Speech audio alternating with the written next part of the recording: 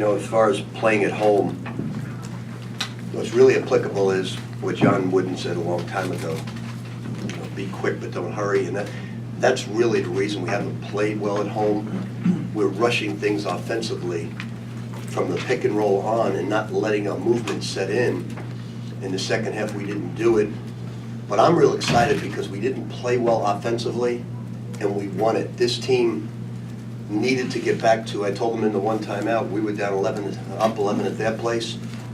Now we're down 11. We need to get this game back. But I need the old Louisville team back. I can't have the one that just wants to score. And they dug in. The rebounding was a big edge in their favor in the second half. We held them to 2, and we got 22 second shots ourselves. Real proud of our guys. It took a heck of an effort to win the game, but we believed we were going to win it. What were your guys doing rebounding? Is it just a matter of blocking out? Just blocking out, or what? It's an amazing turnaround. It really is. I mean, we've been, I got on them at halftime and said, look, I'm showing you the tapes of the best shooters with ARC, the best rebounders with ARC, and the best ducking guys. If you don't simulate those people, you'll never be great at that. And in the second half, they hit people, and they all gang rebound. And one of the keys is don't get beat. And then if you do get beaten, Nano made a great play and Mango made a great play, step out of bounds, and then they have no place to pass it. And both guys, both 5 men made great plays down the stretch. About Harold's play in the second half, he really, Roy called him possessed. Yeah, he was. He was disappointed the last time he played North Carolina, and I told him, Trez, I'm just going to tell you, it's just a matter of you bend your knees, they're not keeping you off the boards. You bend your knees, they're not keeping you off the boards. It's when, if you stand straight up, you're an easy target to block out. So he was possessed. Played a lot of minutes, he was possessed, but it doesn't surprise me. You talk a lot about pursuit in terms of rebounding. Was this the best he's been in terms of that, pursuing the ball? Yeah, I think Terry and Trez are both great rebounders. I think Chris at 5'10" is a great rebounder. Our guards were really struggling tonight, but in the latter 10 minutes of the game, they showed great maturity. Chris kept getting dejected because he wasn't getting a call. He needed to pull up in the lane and shoot a little jump shot or dribble it back out. But I said, it's not about that tonight. And I kept trying to look. We would have never won a national championship if we didn't play defense against Wichita State because our offense was struggling. I said, this is about defense no matter what you do. And then we made free throws, we rebounded the ball, we executed well against pressure. Rick, was there a moment in the second half where you knew you were watching a different team that played this first half? Like I said, it's the team that I witnessed the past 2 games on the road was an execution machine. And then everybody tried to rush. And it's I mean, Coach Wooden said it for a reason, and it's really true. Be quick and don't hurry, and that's what we're doing at home. It has nothing to do with the rims, because I know Kenny told you about the calibration. It has to do with rushing, and in the second half we didn't do that. Rick, you're down 18, and they had a spate of turnovers.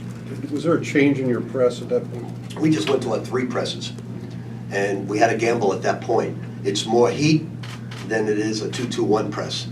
And I told them they bring a big up, so I said, let them catch it, deny the guards, get as many traps as you can. I said, down the stretch, if we get it within striking distance, it's going to pay huge dividends for us. Coach Wayne didn't have a great game, but hit the 3, got a steal at the end of regulation, and then 2 big rebounds in overtime. Yeah, I think too much is being said about great games by certain people.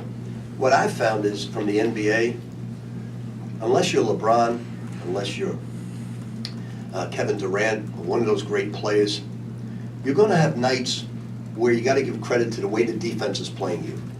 You got to give credit to that. And it's sometimes bad nights are just great defense by the other team. For instance, our pick and rolls, we got all types of pick and rolls against them last time. We couldn't get it this time.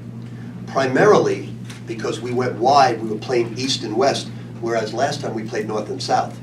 And that's what good defensive teams do. So you got to give credit sometimes. Everybody looks to pick out this guy. Well, give credit to the defense. If he played against a weaker defense, he may have scored. How did you guys kind of shake it seemed like in the first half they were really making things difficult. We would just, look, our defense is it's a lot mentally. It's a lot.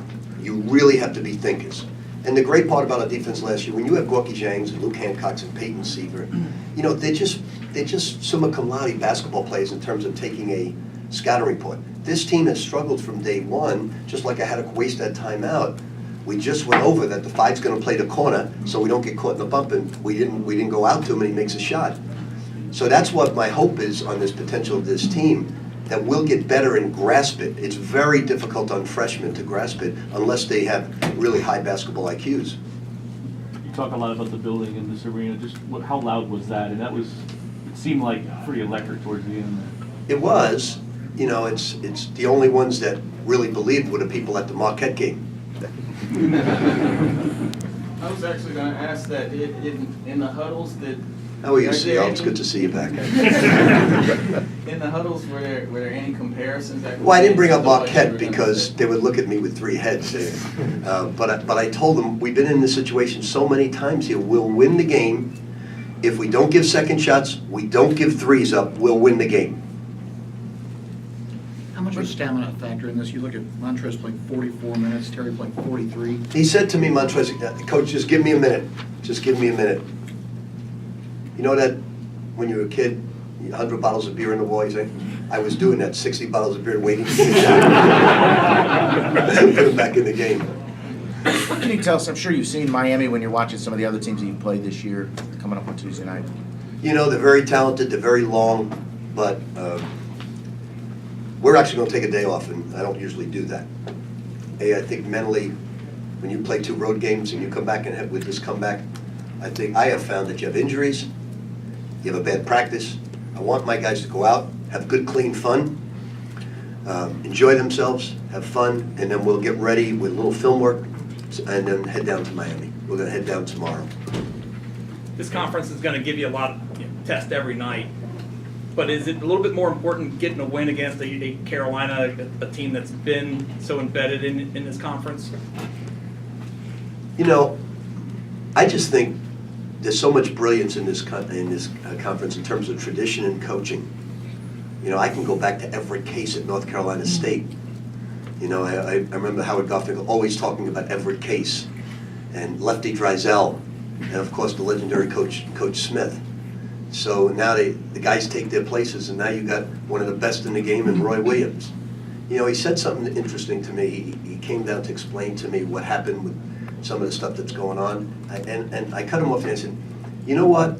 You never had it explained 5 seconds, because I never thought one time, because he's one of the, like Coach K, they're not only great coaches, they're the quality people in our game.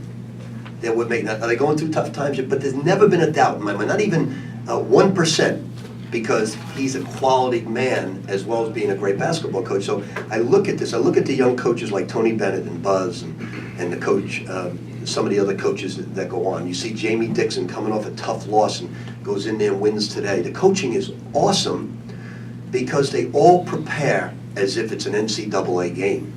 And so I'm really impressed with the conference, like I was the Big East. You know, I missed the Big East terribly, but I got the Big East Southern style. One more for Coach. Anybody? What were you thinking when you saw that that shot from Montrez at the end of regulation? I actually thought it was good. I really did. But there is a blessing in every miss, because if he makes that, we go to Miami and he attempts 8 threes. Thank